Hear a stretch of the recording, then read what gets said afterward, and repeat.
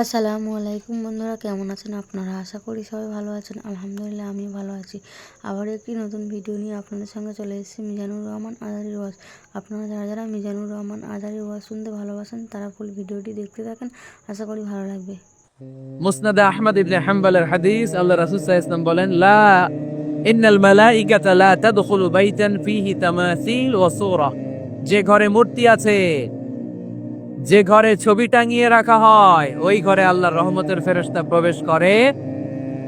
চিপায় চাপায় কোনো ছোটখাটো ছবি থাকলে ওটা ভিন্ন কথা, কিন্তু বড় করে টাঙিয়ে রাখা যাবে? আব্বা আম্মা মরে গেছে, অনেকে আব্বা আম্মার ছবি টাঙায় রাখে, রাখা যাবে? রাখা যাবে? আজকে নামায় ফেলবেন, পারা যাবে তো? পারা যাবে তো? আচ্ছা। অনেকে বিয়ের ছবি বাঁধায় রাখে, বাঁধায়া ঘরে ঝুলায় রাখে, স্মৃতি স্মৃতি রাখবার চায়। কি রাখবার চায়? না, স্মৃতি এইখানে রাখে, ছবি নামিয়ে ফেলবেন। নেতা নেত্রীর ছবি অনেকে টাঙ্গিয়ে রাখা আছে না নাই? না, নামায় ফেলেন, নামায় ফেলবেন। পীর সাহেবের ছবিও টাঙায় রাখে? না না, এগুলো করবেন না। স্মৃতি যদি রাখতে হয়, বিয়ের ছবি কিংবা ফ্যামিলি গ্রুপ ছবি হতে পারে, আব্বা আম্মা ভাই বোন মিলে আমাদের মতো করে আমাদের পরিসরে আমরা একটা ছবি তুললাম, এই ছবি অ্যালবামের মধ্যে তালাবদ্ধ করে রাখতে হবে, ঠিক কিনা? ঘরের মধ্যে ঝুলিয়ে রাখা যাবে। স্মৃতি সংরক্ষণের জন্য একটা দুইটা ছবি রাখতে পারেন, অ্যালবামের মধ্যে রাখবেন। কি লাভ? মাঝে মাঝে যখন খুলবেন, 10 বছর আগের ছবি যখন খুলবেন, দেখবেন হায় রে, এই গ্রুপ ছবিতে পাশে আমার দাদা ছিল, আজকে দাদা নাই, আব্বা ছিল, আজকে আব্বা নাই। আমার দাড়িগুলো কালো ছিল, এখন দাড়ি আর কালো নাই, সাদা হয়ে গেছে। মরণের কথা চিন্তায় আছে না নাই? আখিরাতের কথা স্মরণ হবে। তো আজ থেকে আমরা ছবি টাঙিয়ে রাখবো না, নামায়ে ফেলবো। রহমতের ফেরেশতা তো আসতে চায় আপনার ঘরে, আপনি ঢোকার বন্দোবস্তই তো রাখেন নাই। রহমতের ফেরেশতাকে ঢোকার সুযোগই তো আপনি দিচ্ছেন না। ঢুকবে কেমন করে? বিয়ের ছবি, আব্বা আম্মার ছবি, নেতা নেত্রীর ছবি টাঙিয়ে না রেখে অ্যালবাম বন্দি করে রাখেন, প্রয়োজনে দেখবেন। অনেকে বাঘের শোপিস, সাপের শোপিস, কুমিরের শোপিস এ রাখে, আছে না নাই? রহমতের ফেরেশতা আসে না, এগুলো রাখবেন না। কোন প্রাণীর শোকেসের ভেতরে প্রাণীর শোপিস রাখা যাবে না। অনেকে ঘরের মধ্যে পিয়ানো রাখে, পিয়ানো আছে না নাই? বাঁশি রাখে, বাঁশি, গিটার, সব ভালো, তুই একা বাসিস নে, একটু ভালোবাসিতে দিস মোরে। গিটার বাজায় আর গাইতেছে মামায়। আহা, আসে না তোমার ঘরে রহমতের ফেরেশতা? ঠিক কি না? হারমোনিয়াম, একতারা, দোতারা, সেতারা, এগুলো রাখা যাবে? ঢোল রাখা যাবে? ঢুকে না রহমতের ফেরেশতা। তো রহমতের ফেরেশতা রহমতের পায়গাম নিয়ে আসবে আপনার ঘরে, যদি আপনি চান। ছবি নামিয়ে ফেলুন, মূর্তি সরিয়ে ফেলুন, দোতরা, ঢোল বাদ্য এগুলো ভেঙে ফেলে দেন। আল্লাহ রাসূল সাল্লাল্লাহু আলাইহি ওয়াসাল্লাম বললেন, বুইসতু আন উকাসসিরাল মাযামির, ঢোল বাদ্য, হারমোনিয়াম, গিটার এগুলোকে ভেঙে মাটির সাথে গুঁড়িয়ে দেওয়ার জন্য বিশ্ব নবীকে আল্লাহ তাআলা জামিনে পাঠিয়েছে। ঢোল বাজানো হারাম, এগুলো বাজাবেন না, রহমতের ফেরেশতা আসবে না। কোন হেভি মিউজিক্যাল ইনস্ট্রুমেন্ট ঘরে রাখা যাবে না। তবে আপনি গাছের ছবি, প্রকৃতির ছবি, নদী নালার ছবি, এগুলোর ক্যালিওগ্রাফি বাধাই করে দেয়ালে টাঙিয়ে রাখতে পারেন, এতে কোনো সমস্যা। বাচ্চা মেয়েদেরকে কাপড়ের তৈরি পুতুল দিতে পারেন, এটা তো কোনো সমস্যা নাই। আম্মা জান আয়েশা রাদিয়াল্লাহু তাআলা আনহা, উনি কাপড়ের পুতুল দিয়ে খেলা করতেন। কাপড়ের ঘোড়ার পুতুল, মানুষের পুতুল, এগুলো দিয়ে খেলতেন, এটা জায়েজ আছে। কিন্তু চোখ আছে, নাক আছে, মুখ আছে, হাত আছে, এরকম পুতুল ঘরে রাখা যাবে? দেখেন ইসলামী শরিয়াত কত চেক এন্ড ব্যালেন্স। বাচ্চা মেয়েদের জন্য এটা কেন জায়েজ? কারণ এই মেয়ে কিছুদিন পরে মা হতে চলেছে, ঠিক কিনা?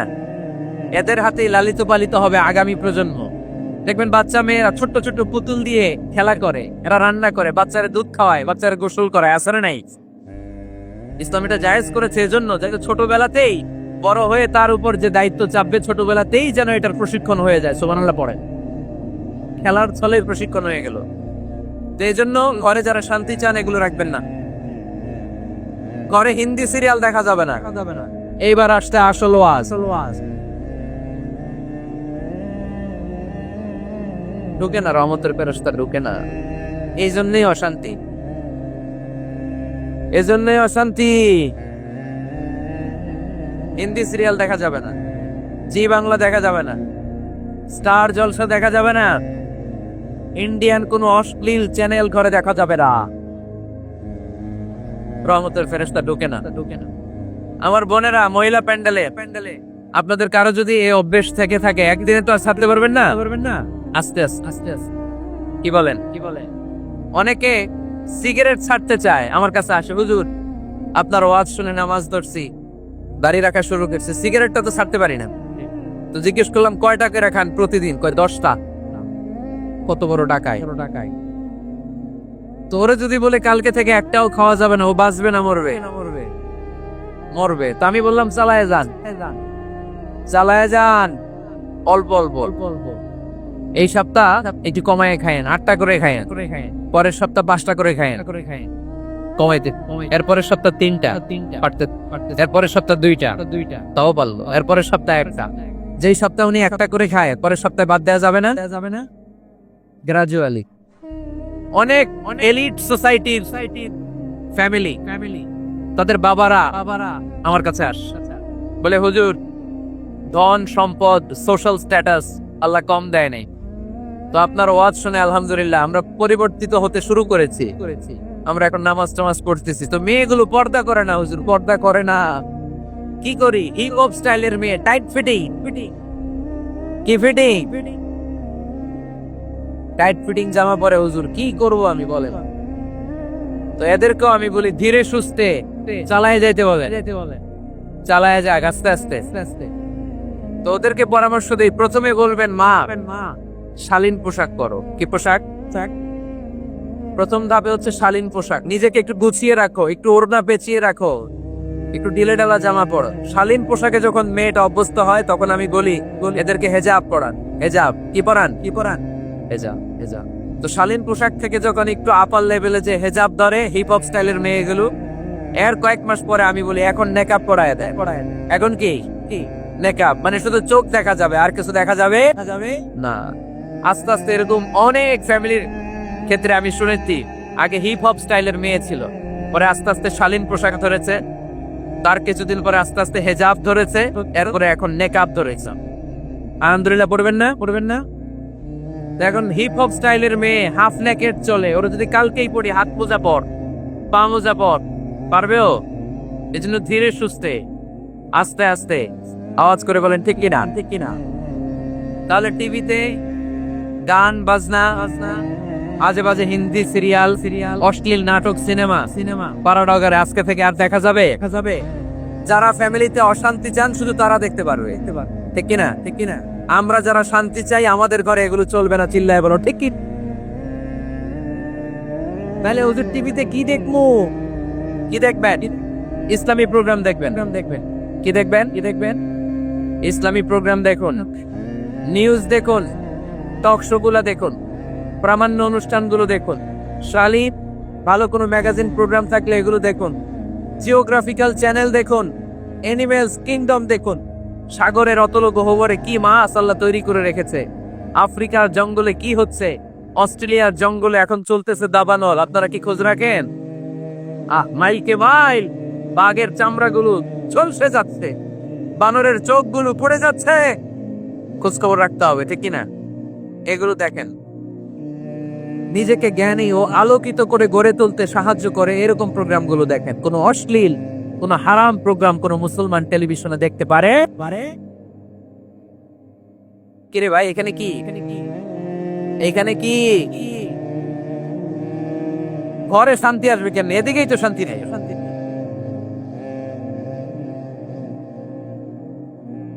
খালি ধাক্কা শেষ করে দেয়। কি বলেন? অনেক রাত হয়েছে কিন্তু।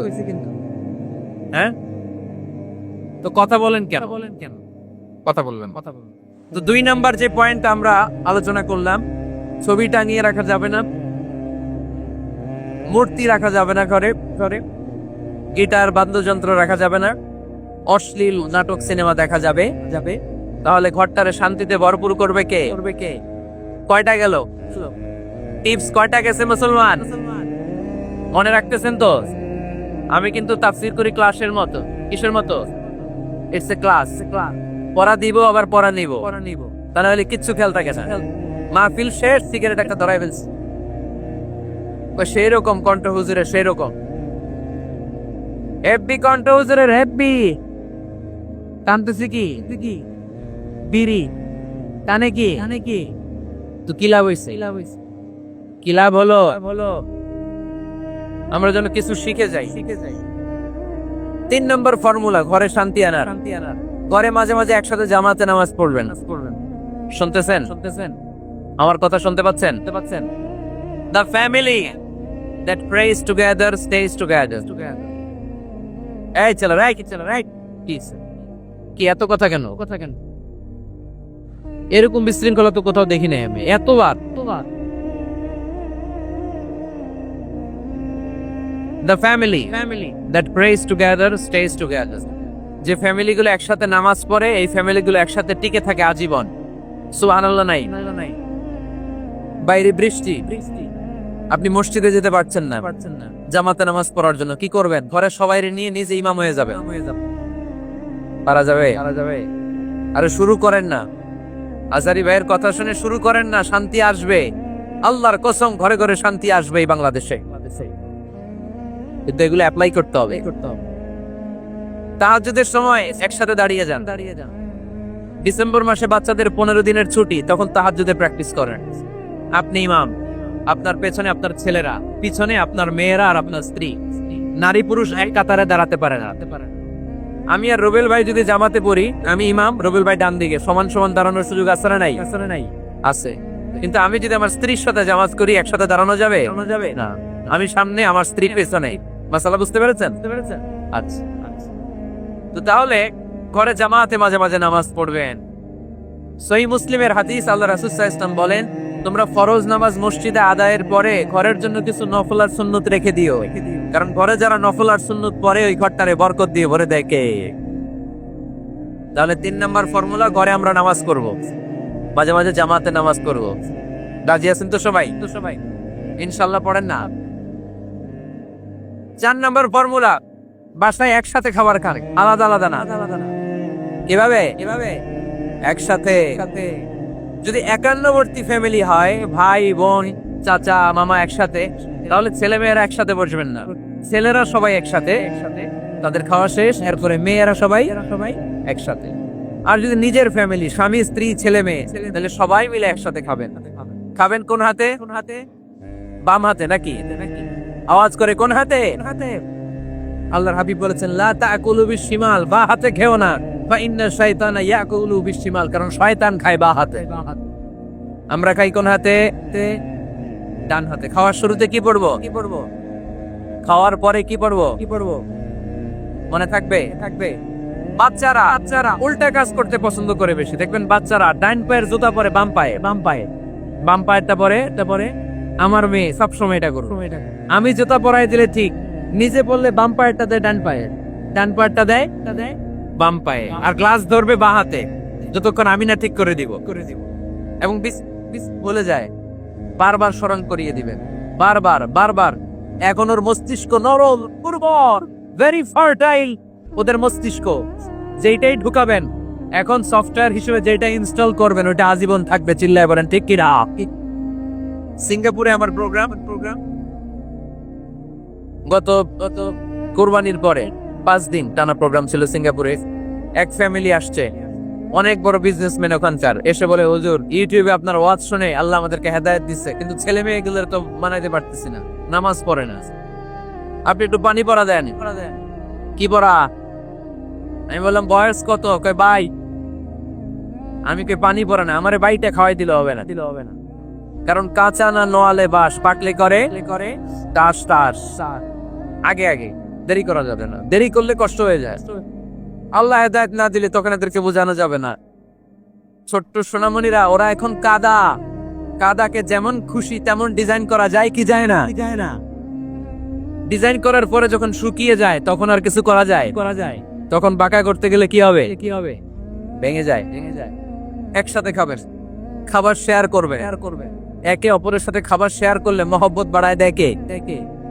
এপ্রিল মাসে আসতেছে রমাদান, খবরদার কেউ একা ইফতারি করবেন। একা ইফতারি করেন নাকি আপনারা? একসাথে। আল্লাহর হাবিব সাল্লাল্লাহু আলাইহি ওয়াসাল্লাম বললেন, কেউ যদি কাউকে ইফতারি খাওয়ায়, যিনি খাওয়ালো উনি রোজা রেখে যেই সওয়াব, খাওয়ানোর কারণে ওই সওয়াব। সাহাবারা বললেন, ইয়া রাসূলুল্লাহ, ইফতারি খাওয়ানোর মতো পয়সা তো আমাদের নাই। আল্লাহর হাবিব সাল্লাল্লাহু আলাইহি ওয়াসাল্লাম বললেন, ওয়ালাউ বিশারবাতি মা, যদি এক ঢোক পানি দিয়েও ইফতারি খাওয়া তবেও এই সওয়াব পাওয়া যাবে। ওয়ালাউ বিআজকাতি লাবান, এক ঢোক দুধ দিয়ে খাওয়ালো, ওয়ালাউ বিতামরা, একটা খেজুর দিয়ে ইফতারি করালো, এই সওয়াব। সুবহানাল্লাহ পড়ে। দুই ভাই ইফতারি করতে বসছেন, আপনার প্লেট থেকে একটা পেঁয়াজু আপনার ভাইয়ের প্লেটে দিলেন, আপনার ভাই একটা খেজুর আপনার প্লেটে দিল, দুইজনের ইফতারি খাওয়ানোর সওয়াব হয়ে গেছে। সুবহানাল্লাহ কইতে পারলেন না? পারবেন সবাই? একসাথে খাবেন না আলাদা?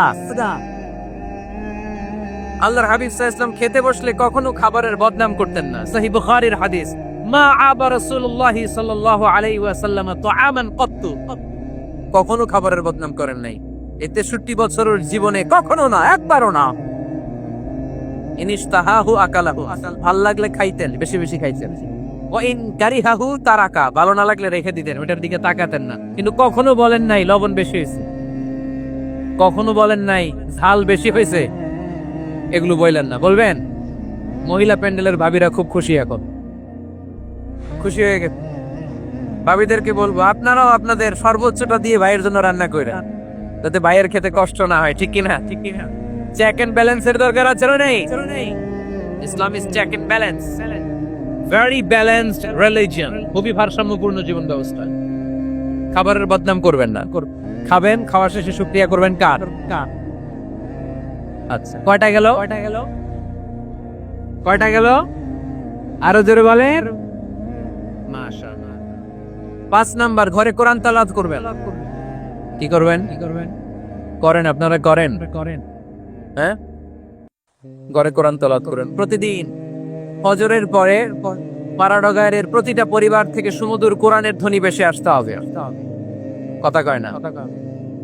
তা ঠিক বলেন না কেন আওয়াজ করে? প্রতিটা ঘরেই যেন কোরআনের সুমধুর বাণী উচ্চারিত হয়। এলাকার মসজিদের মক্তবগুলোতে হুজুর কোরআন পড়ায়, আছে এটা না? আমরা ছোটবেলা কিন্তু যাইতাম, আমি যাইতাম শাহী জামি মসজিদে, ওইখানে যে আমি কোরআন শিখছি। তো মসজিদগুলোতে আপনারা এই মক্তবের সিস্টেমটা চালু রাখবে, প্রতিদিন সকালে কোরআন পড়বেন। কোরআন যেটা মুখস্থ করবেন স্ত্রীকে শোনাবেন, স্ত্রী আপনাকে শোনাবে। প্রতি মাসের জন্য একটা সূরা নির্ধারণ করেন। কোনটা? একটা।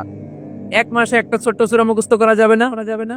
ধরেন সূরাতুত তিন, ওয়াত-তিনি ওয়াজ-জাইতুন, এটা এক মাসে মুখস্থ করা যাবে না? যাবে। আজকে জানুয়ারি মাসের কত তারিখ? 6। আজকে রাতেই আপনাদের ফ্যামিলি মিটিং এটা সিদ্ধান্ত নেবেন যে এই মাসের জন্য সবাই মিলে কোন সূরাটা পড়বেন। মুখস্থ করতে হবে, অর্থও জানতে হবে। আমার ফ্যামিলিতে এই মাসে চলতেছে সূরাতুদ দুহা। আমার ছোট মেয়েটা মুখস্থ করেছে, একটা করে মুখস্থ করে আর শোনায়, আমি ওরে শোনাই, আমার স্ত্রী আমাকে শোনায়, আমি আমার স্ত্রীকে শোনাই। পাড়াডগারের প্রত্যেকটা ঘরে এই প্র্যাকটিসের দরকার আছে না নাই? প্রতি মাসে কয় সূরা? তাহলে এক বছরে কয় সূরা? 12টা। পুরো পাড়াডগার হাফেজ হয়ে যাবে কয়েক বছরের ব্যবধানে। বানা যাবে মুসলমান। আল্লাহর হাবিব সাল্লাল্লাহু আলাইহি ওয়াসাল্লাম আম্মা জান আয়েশা রাদিয়াল্লাহু তাআলা আনহুর কোলের মধ্যে মাথা রেখে কোরআন তেলাওয়াত করতেন। সুবহানাল্লাহ পড়বেন না? কানা রাসূলুল্লাহ সাল্লাল্লাহু আলাইহি ওয়াসাল্লাম ইয়াকরাউল কুরআন ওয়া রাসুহু ফি হাজরি ওয়া আনা হায়েদ। আম্মা জান আয়েশা বলেন, আমার যখন মাসিক চলতো, আমার মেনস্ট্রুয়েশনাল পিরিয়ড চলাকালীন সময়ে আল্লাহর নবী আমার কোলে মাথা রেখে রেখে কোরআন তেলাওয়াত করে আমারে শোনাতে। এইজন্য স্ত্রীর কোলে মাথা রেখে কোরআন তেলাওয়াত করা সুন্নাত। স্ত্রীর কোলে মাথা রেখে কোরআন তেলাওয়াত করা করেন তো? স্ত্রীর কোলে মাথা রেখে কোরআন তেলাওয়াত করছেন কে কে দেখি? ওই যে সাহস আছে কয়েকজনের, হাত তুলে ফেলছে। মাশাআল্লাহ। হ্যাঁ, স্ত্রীর কোলে মাথা রেখে কোরআন তেলাওয়াত করো, এটা সুন্নাত। ঘরে কোরআন তেলাওয়াত করুন। জিন, ভূত, ব্ল্যাক ম্যাজিক, জাদু টুনা, বানমারা সবগুলোরে নিঃশেষ করে দিবে কে? এজন্য আল্লাহর হাবিব সাল্লাল্লাহু আলাইহি ওয়াসাল্লাম বলতেন, সহিহ মুসলিমের বর্ণনা, লা তাজআলু বুয়ুতাকুম মাকাবিরা, তোমরা তোমাদের ঘরগুলোরে কবর বানিয়ে রেখো না। ফা ইন্নাল লা তাজআলু বুয়ুতাকুম মাকাবিরা, তোমরা তোমাদের ঘরগুলোরে কবর বানিয়ে রেখো না। ফা ইন্নাশ শাইতানা ইয়ানফিরু মিনাল বাইতিল্লাযী তুকরাউ ফীহি সূরাতুল বাকারা, যেই ঘরে সূরাতুল বাকারা তেলাওয়াত হয় ওই ঘর থেকে শয়তানগুলো দৌড়ে পালায়। সূরা বাকারা তেলাওয়াত করলে ওই ঘরে শয়তান ঢুকে ঢুকে ঢুকে ঢুকে ঢুকে। সহিহ মুসলিমের আরেক হাদিসে আল্লাহ রাসূল সাল্লাল্লাহু আলাইহি ওয়াসাল্লাম বললেন ইকরাউ সূরাতাল বাকারা, তোমরা বেশি বেশি সূরা বাকারা পড়ো। ফা ইন্না আখযাহা বারাকা, যে সূরা বাকারা পড়ে তার ঘরটা বরকত দিয়ে ভরে দেয় কে? ওয়া তারকাহু হাসারা, যে বাকারা পড়ে না ও আফসোস করে। ওয়ালা ইস্তাতিউল বাতালা, যে ঘরে সূরা বাকারার তেলাওয়াত হয় ওই ঘরে কোনো জাদু টুনা ব্ল্যাক ম্যাজিক কাজ করে না। চিল্লায় পড়েন আল্লাহু আকবার। বাড়ি উদ্বোধনের সময় নিজেই সূরা বাকারা দিয়ে বাড়ি উদ্বোধন করবেন, পারা যাবে? নতুন ফ্ল্যাট উদ্বোধন হয় না, নতুন বাড়ি উদ্বোধন হয় না, ইমাম সাহেব হুজুর যখন দোয়া করতে আসবে হুজুরে বলবেন হুজুর একটু সূরা বাকারা তেলাওয়াত করেন, পারা যাবে? নিজেও সূরা বাকারা তেলাওয়াত করবেন, ঘরটারে সেফটি দিয়ে প্রোটেকশন দিয়ে রাখবে কে? তাহলে 5 নাম্বার পদ্ধতি হচ্ছে ঘরে কোরআন তেলাওয়াত করতে হবে। কোরআনের সুমধুর আওয়াজ যে ঘরে থাকে ওই ঘরটারে শান্তি দিয়ে ভরপুর করে কে? কয়টা শুনলেন? 5টাই থাক নাকি? হ্যাঁ, কষ্ট হচ্ছে না? আরো শুনবে? কয় মিনিট?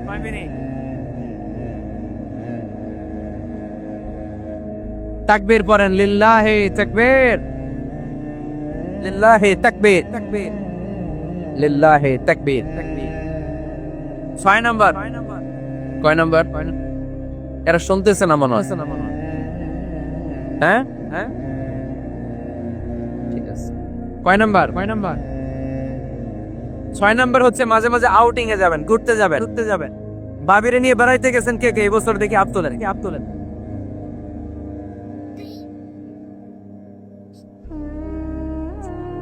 হাত নামান।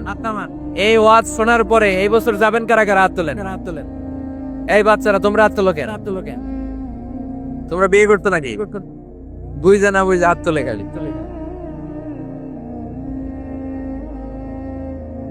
মাঝে মাঝে আউটিং এ যাবেন, বেড়াতে যাবেন, এটা সুন্নাহ। কোরআন আর সুন্নাহ ছাড়া একটা কথা মিজানুর রহমান আজহারী বানায় বলে না, ঠিক কি না?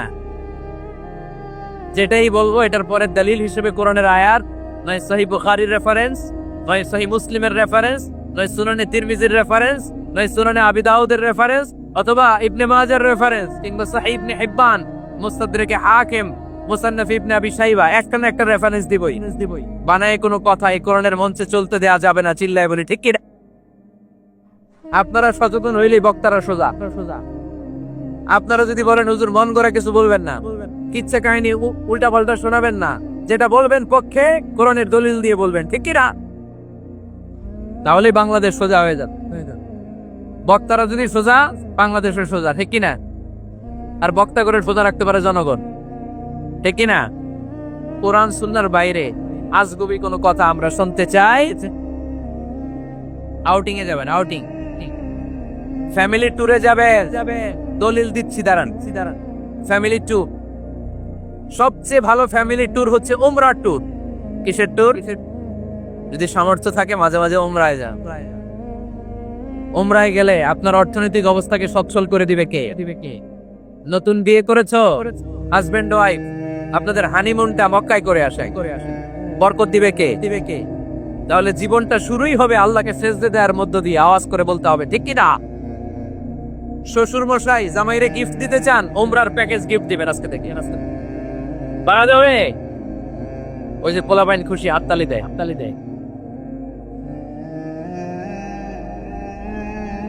উমরায় যান, উমরায় ঘুরতে যাবেন। ঘুরলে পৃথিবী দেখা যায়, দৃষ্টিভঙ্গি পরিবর্তন হয়, ব্রড মাইন্ডেড হয় মানুষের মন, চিন্তার দিগন্ত হয় প্রসারিত, ন্যারো মাইন্ডেড থাকে না লোকজন। এজন্য মাঝে মাঝে ঘুরবেন। এজন্য কোরআনে রব্বুল আলামিন বলেন, কুল সিরু ফিল আরদি সুম্মা আনজুরু কাইফা কানা আকিবাতুল মুকাল্লিবিন। আমার বান্দারা জমিনে ঘুরে বেড়াও, অবিশ্বাসীদের সাথে, গাদ্দারদের সাথে আমি আল্লাহ কি আচরণ করেছি নিজ চোখে দেখে আসো। আপনি যদি মিশরে যান তাহলে মিশরে ফেরাউনের লাশ আছে না নাই? কারুনের বাড়ি আছে না নাই? আপনি যদি জর্ডানে যান, ওখানে ডেড সি, মৃত সাগর। আবার ধাক্কাধাক্কি, হ্যাঁ হ্যাঁ,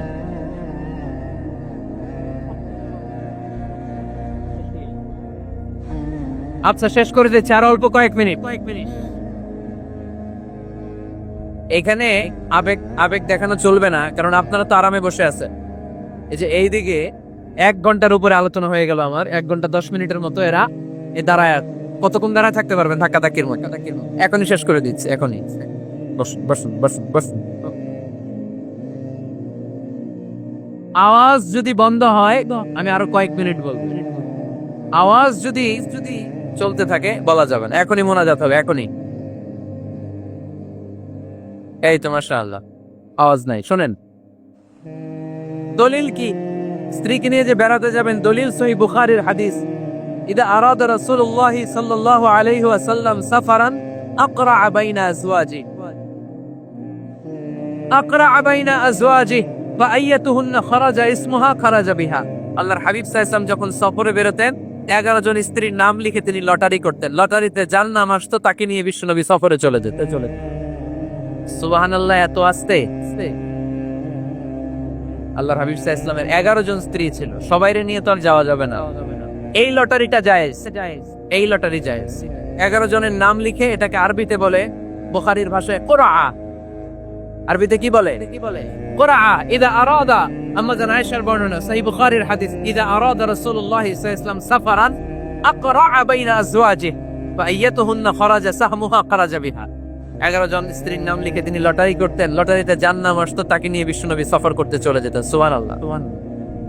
সফরের মধ্যে রাত্রিবেলায় বিশ্বনবী মরুভূমিতে তাঁবু টাঙাতেন, আম্মা জান আয়েশার সাথে বিনোদনমূলক কার্যক্রম করতেন, হাসি ঠাট্টা করতেন, দৌড়াদৌড়ি করতেন, খেলাধুলা করতেন। সুবহানাল্লাহ পড়েন। দৌড়াদৌড়ি। বিয়ের শুরুর দিকে আল্লাহ রাসূল সাল্লাল্লাহু আলাইহি ওয়াসাল্লাম বললেন, আয়েশা চলো রাতে আমরা একটু দৌড়াই, ওই যে খেজুর গাছ দেখা যায়, কে কার আগে দৌড়াতে পারে দেখি। দুইজনে দৌড় দিলেন। আল্লাহর হাবিব সাল্লাল্লাহু আলাইহি ওয়াসাল্লাম ইচ্ছা করে আস্তে দৌড় দিলেন, যাতে আম্মা জান আয়েশা রাদিয়াল্লাহু তাআলা আনহা ফার্স্ট হয়ে যায়। আম্মা জান আয়েশা রাদিয়াল্লাহু তাআলা আনহা দৌড়ে যে খেজুর গাছ ধরে বললেন, আমি ফার্স্ট। খুশি হয়ে গেলেন। আবার কয়েক বছর পরে আবার যখন লটারিতে আম্মা জান আয়েশার নাম আসলো, আবার এক রাতে দুইজনে দৌড় দিলেন। এবার আর বিশ্বনবী আম্মা জান আয়েশা রাদিয়াল্লাহু তাআলা আনহাকে সুযোগ দেন নাই, নিজে জোরসে দৌড় দিলেন, বললেন চলো আজকে রাতে দেখি কে কার আগে দৌড়ে ওই পিলার ধরতে পারে। বিশ্বনবীও দৌড়, আম্মা জান আয়েশাও দৌড়। এবার বিশ্বনবী জোরসে দৌড় দিয়ে খেজুর গাছ ধরে বললেন, আমি পাস। সুবহানাল্লাহ কইবেন না? আম্মা জান আয়েশা রাগ করে ফেললেন, আজকে আর জিততে পারে নাই। বিষ্ণু সাল্লাল্লাহু আলাইহি ওয়াসাল্লাম আম্মা জান আয়েশার কাছে যেয়ে বললেন, ইয়া হুমায়রা, ও আমার সুন্দরী লাল টুকটুকে বউ, হাদিহি সাবকাতু বিতিল, ওই যে 7 বছর আগে একবার রাতের দৌড়াদৌড়িতে আমারে হারাইছিলা, আজকে তোমারে হারাই দিয়ে ওটা শোধ নিয়ে নিলাম। ভিডিওটি ভালো লাগলে একটি লাইক, কমেন্ট ও শেয়ার করে পাশে থাকবেন বন্ধুরা। যারা যারা শেষ পর্যন্ত ভিডিওটি দেখেছেন তাদের জন্য অনেক অনেক ভালোবাসা থাকলো বন্ধুরা। আর নতুন নতুন ভিডিও পেতে চ্যানেলটিকে সাবস্ক্রাইব করে পাশে থাকবেন বন্ধুরা। ভালো থাকবেন, ধন্যবাদ।